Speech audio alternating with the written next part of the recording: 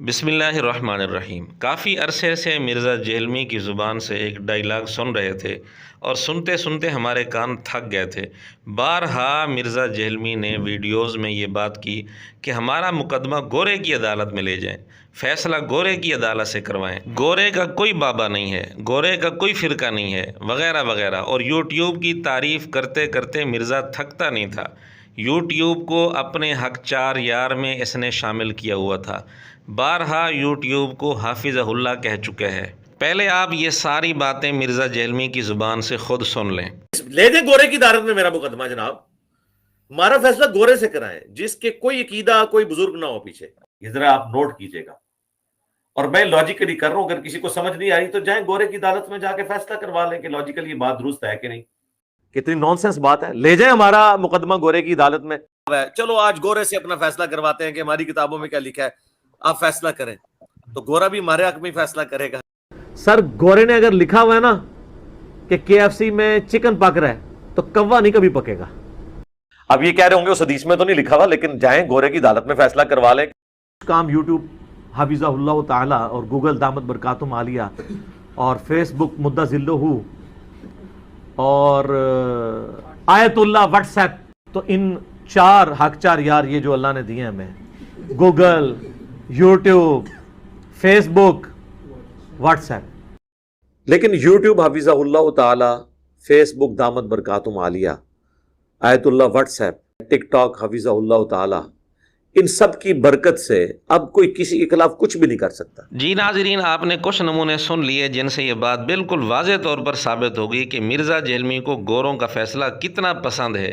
اس نے بارہا یہ کہا ہے کہ میرا مقدمہ گوروں کی عدالت میں لے جائیں، میرا فیصلہ گوروں سے کروائیں، ان کا کوئی بابا نہیں ہے، ان کا کوئی فرقہ نہیں ہے۔ اور پھر یوٹیوب کا نام لے کر حافظہ اللہ کہا، اس کو حق جار یار میں شامل کیا، نعوذ باللہ، اور یوٹیوب کی برکت کو تسلیم کیا۔ لیکن ہوا یہ کہ کچھ دن پہلے مرزا جہلمی کا مفتی طارق مسعود صاحب دامت برکاتہم کے خلاف ایک کلپ اپلوڈ ہوا۔ اس کے بعد مفتی صاحب نے یا ان کی ٹیم میں سے کسی نے مرزے کی پسندیدہ ترین عدالت میں مقدمہ پیش کر دیا۔ اب یہ طریقہ کم از کم مرزا جہلمی کی عین خواہش کے مطابق تھا۔ بہرحال گوروں نے اور یوٹیوب کی عدالت نے اس مقدمے کو سنا اور مرزا جہلمی کا یہ کلپ ڈیلیٹ کر دیا۔ یوٹیوب اور گوروں کے اس فیصلے کے بعد مرزا جہلمی کو چاہیے تھا کہ اس کو تسلیم کر لیتا، بلکہ اس پر خوشی کا اظہار کرتا، یوٹیوب کی بھی تعریف کرتا، گوروں کی بھی تعریف کرتا، اور مفتی صاحب کی بھی تعریف کرتا کہ انہوں نے میری خواہش کے مطابق عمل کیا ہے کہ یہ مقدمہ وہ گوروں کی عدالت میں لے کر گئے ہیں۔ اب بجائے مفتی صاحب کا شکریہ ادا کرنے کے، مرزا جہلمی اور جہلمی فرقے کی پوری ذریت کی چیخیں نکل رہی ہیں، صف ماتم ان کے اندر بچھی ہوئی ہے۔ خود مرزا جہلمی نے بھی اس پر شکوہ کیا اور لکھتا ہے کہ کیا یہ علمی طریقہ ہے؟